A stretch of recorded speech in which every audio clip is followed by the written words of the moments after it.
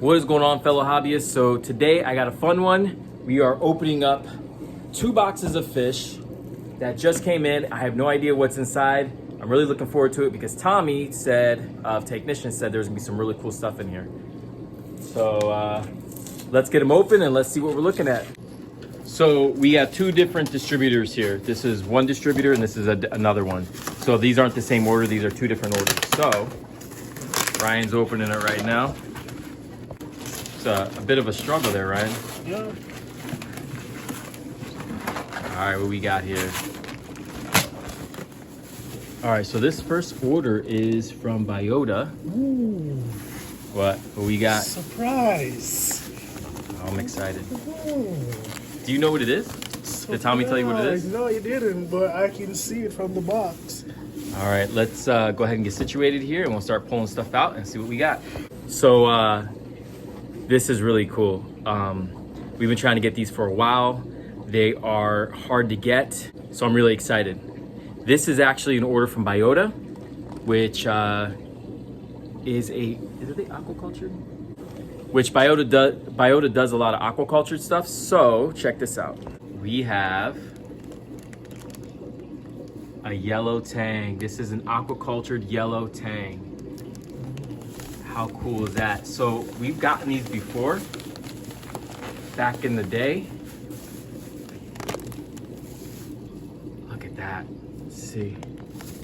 Wow, the color's a little pale, but that's probably because they're a little bit nervous about being in that box.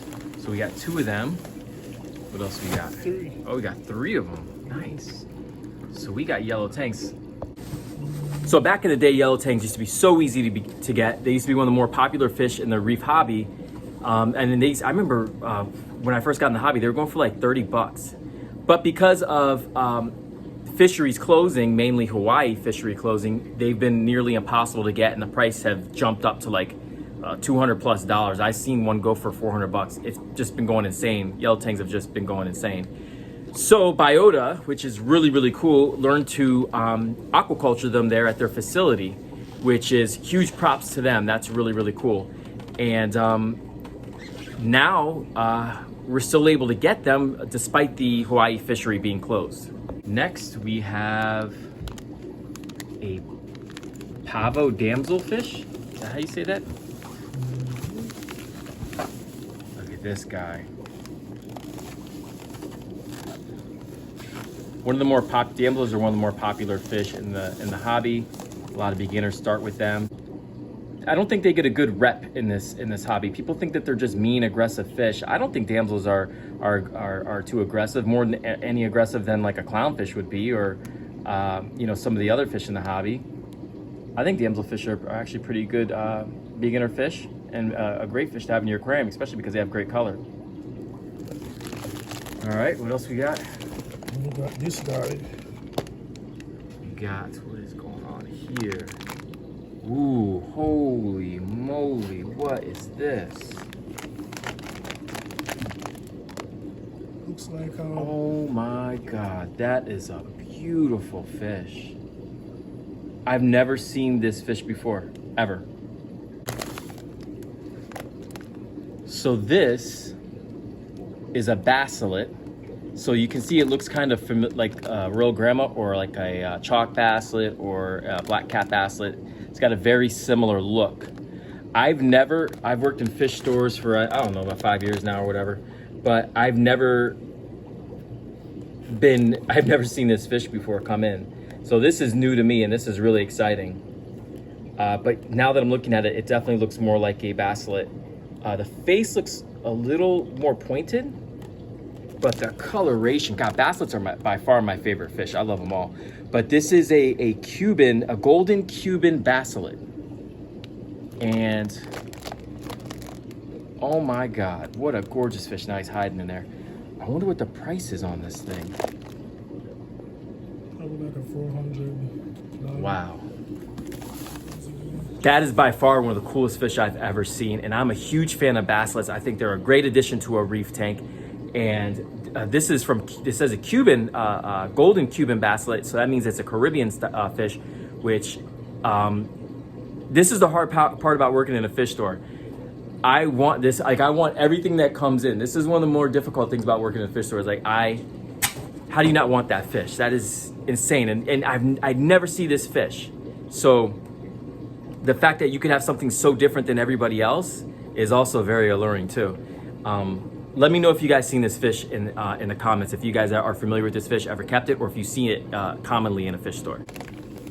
So we got two of those, a golden Cuban fish, golden Cuban basslets, and this is from Biota. So all this stuff is aquacultured. All this stuff is bred in their facility.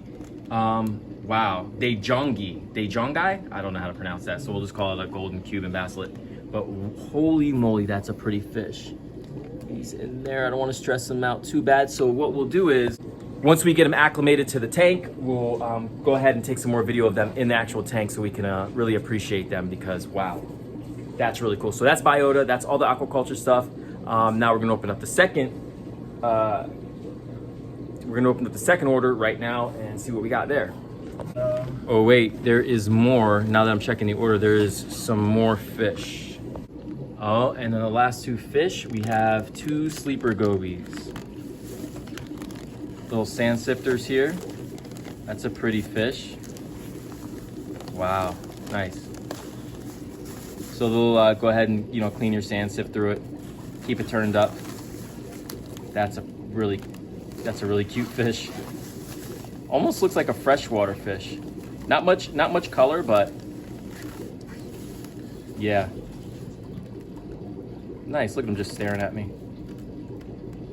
That's awesome. All right, now for the next one. Let's see what we got. All right, Ryan, you wanna do the honors? All right, what's the first thing we have here? Ooh, a clownfish. So we have the clownfish here. That is a, what'd you say it was? Snowstorm jumbo. A snowstorm. Yeah. Oh, look at that. Look at this. He is almost pure white there. Good look at him. Nice. He's all white with little hints of orange. Not a big clownfish guy, but I do respect that they have these designer clownfish. I think that is pretty cool that they're able to do that. And then what we got here next? Back. Orchard dotty back. Always, this is one of the most beautiful. This is a really pretty fish. That purple is just so cool looking. Unfortunately, they're kind of jerks. I wish they were nicer because they really do look pretty in a reef aquarium.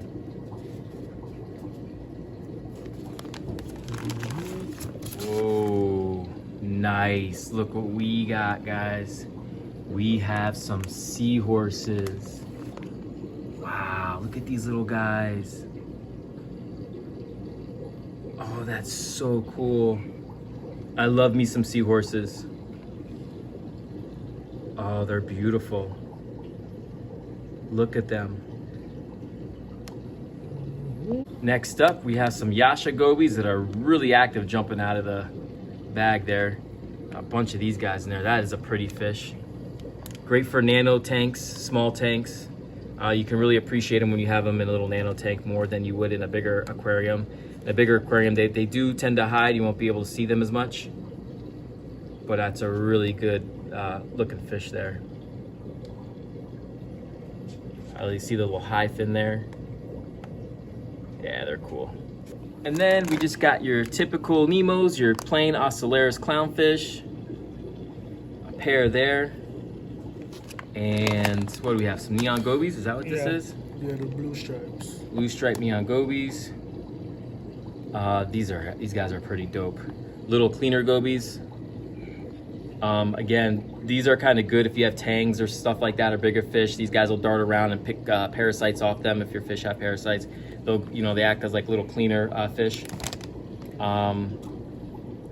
Yeah, I like these guys a lot. That little blue streak kind of gives them a little bit of color throughout the tank. And they're relatively hardy. So that's everything that's come in right now for these two orders. So what we're gonna go ahead and do is we're gonna go ahead and acclimate everything, get them ready for their quarantine tanks, and then I'll videotape some more footage of these guys in their actual tanks and their setup, and I'll go over all that with you guys, and we can take a look at them and appreciate them a little bit more. So what Ryan is doing right now, we got the fish in the buckets. We're gonna go ahead and test the salinity in their bags and see how low it is. So these fish usually come in low salinity.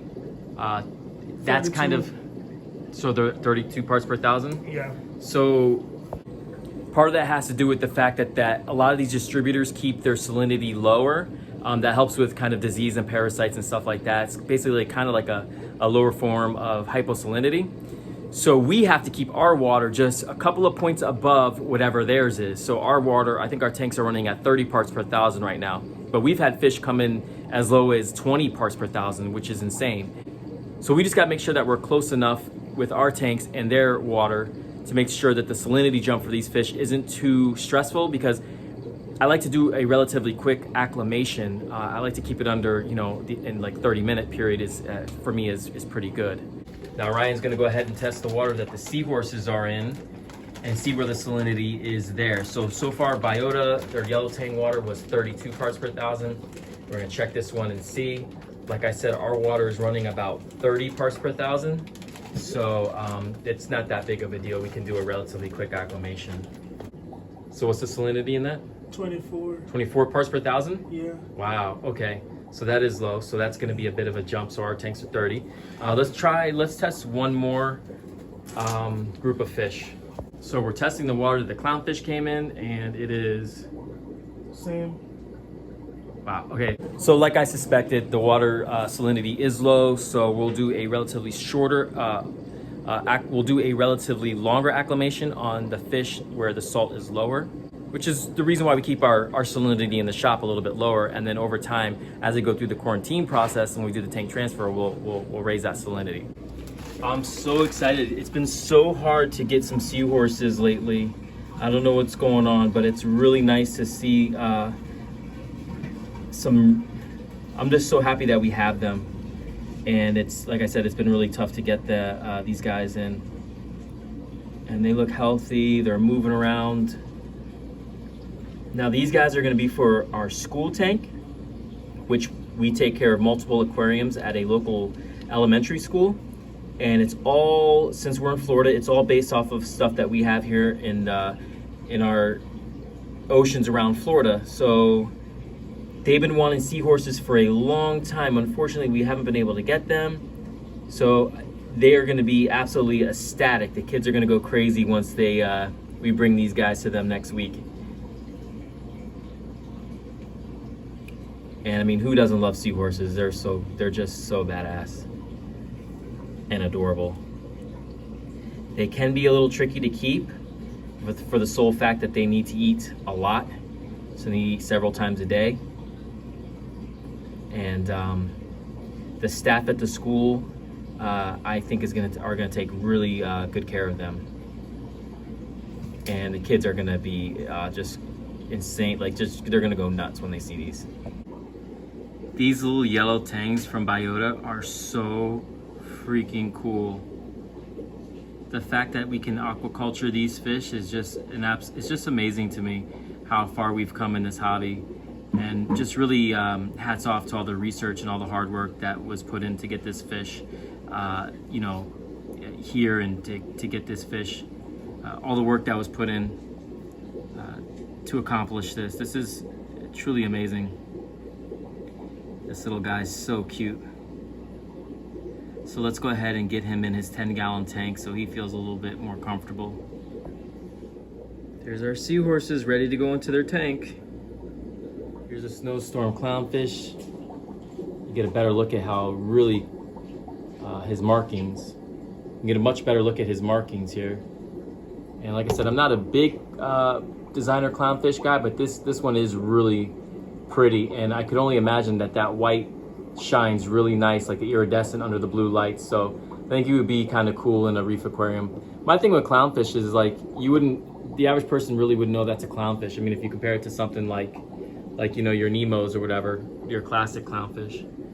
But it's still cool to have the white. White's not a common color that you see in the reef hobby, so it's still pretty cool. So let's take one last look at this golden basslet.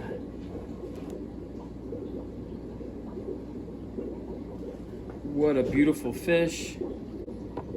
I just love how it's got that golden body, but it's still got like that violet on its fins.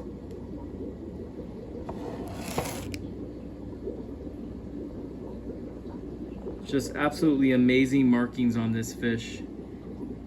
And this is a really expensive, I just looked up the price of what these guys go for, and it's insane. So yeah, unfortunately I'll never be able to keep one, but luckily for me, I work in a fish store, so I can at least enjoy them for this little bit of time. And hopefully I get the privilege of being able to put him in a tank, in a customer's tank, and enjoy him from afar. So I'll live vicariously through one of our customers. And when I tell you that that is gold, like it just pops right through, like it's not even yellow, it's just so crazy how bright that fish is. All right, so we got everybody in their respective tanks, and I just want to go over real quick the setup. So in this aquarium we have the Biota tang and 2 of the sleeper gobies. I'll put some PVC in there pretty soon so they have a little bit more space. And then I have marked here the quarantine process for them. So right now we have the salinity at 30 parts per thousand. This lets me know that as water evaporates, I'll top it off with salt until we get up to that 35 parts per thousand where we want to be. This is a 14-day, 2-week quarantine period. So we're going to end up adding, this is the date, today's date, and then we're going to go ahead and add copper, half a dose today. We're going to get the copper up to 1 in this tank, and then tomorrow I'll add the other half of the dose and get the copper up to 2, and it will keep them at therapeutic copper for 14 days. We'll also be adding a bunch of other medication to them, some Metro and possibly some Prazi, and we'll see what else. We have the Seahorses over here. I'm gonna go ahead and make some zip ties for them so they have something to hold on to. They're in a big 29-gallon tank, but they're only gonna be here for a couple days because they're gonna be going to the school really soon. Golden Basslet over here in the corner. And it's the same deal. He'll be treated with copper, 30 parts per thousand for the salinity. And he's in there with the Biota tang and I believe some gobies or something. Also have a bunch of live brine here, which I'll begin to feed them that tomorrow. So a bunch of live brine to get them to eat. Oh, check this fish out. This one is almost done with this quarantine. Are you guys a fan of the sweet lips? Look at that beauty. That is such a cool looking fish. And it's doing great right now. It's in the second half of its quarantine. So hopefully that one will be ready pretty soon and we can put it in a customer's tank. Everybody loves blue hippo tangs. We got a bunch of these little guys here. One, there's another one back there too. We got about 3 of those in there. A bunch of fairy wrasse. Always have a bunch of chromis. And here's a fish you don't see ever at a saltwater store. These are the wild greens, sailfin mollies. And we're acclimating them to full salt. Right now they're brackish, but we'll get them up to full salt eventually over the course of time.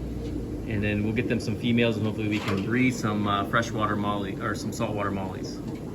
All right, we're officially like really stocked up here. We still got a bunch over here in this area over there, a bunch more tanks that we're gonna get set up here. But there's still a lot of work to do. I gotta clean up, I gotta feed, I got a bunch of stuff. It's crazy day to day. So no more video, no more YouTube. Sorry, y'all. This video's been long enough, y'all. You're dragging me. You're making me take too much time away from my day. I should be working, not videoing. Have a good one, guys. I'll see you next time.